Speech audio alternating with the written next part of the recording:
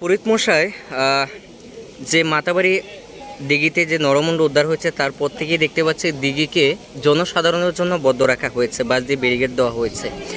কতদিন চলবে এই প্রক্রিয়া, বা এই দিঘিকে শোধন করার জন্য কি প্রক্রিয়া রয়েছে আপনাদের শাস্ত্র মতে?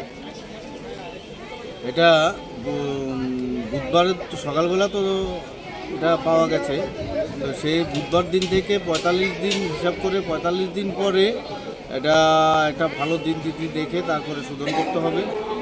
তবে গঙ্গা পূজা তো গঙ্গা পূজা করে গঙ্গা পূজা করতে লাগে, তারপরে দিঘির জল ১০৮ কলস জল নিয়ে নদীতে ফেলতে হবে, নদীর থেকে আবার ১০৮ জল, এইভাবে অনেক রকম প্রসেস আছে। সবগুলি যা যা করার আমরা যে কিছু আজকে থেকে ২ বছর আগে তো একবার করলাম, ওই যে একটা লোক মারা গিয়েছিল, ২-৩ দিন পর ভাসলো, এটার পরে তো আমরা মায়ের দিঘির জল শোধন করেছি। তখন যে প্রক্রিয়া যা যা পদ্ধতি যা যা ব্যবহার করেছি ঠিক তদ্রূপ আমরা তখন আবার সেইভাবে মায়ের দিঘি সম্পূর্ণভাবে শুদ্ধ করে পুনরায় রূপ দেয়।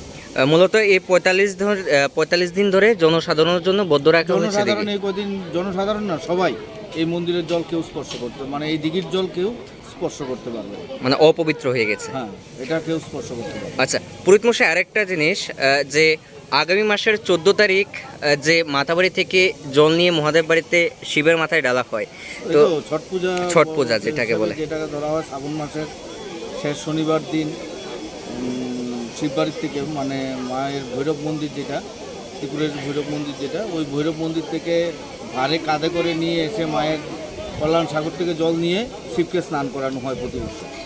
তবে এই বছর এটা কল্যাণ সাগর থেকে হবে না, হয়তো অন্য কোনো একটা দিঘির থেকে বা নদীর থেকে, যেটি হোক, এটা ওই শিববাড়ির থেকে কমিটির থেকে সিদ্ধান্ত নেবে তারা কোথার থেকে এবার জল নেবে, কিন্তু মায়ের দিঘির থেকে এবার হবে না।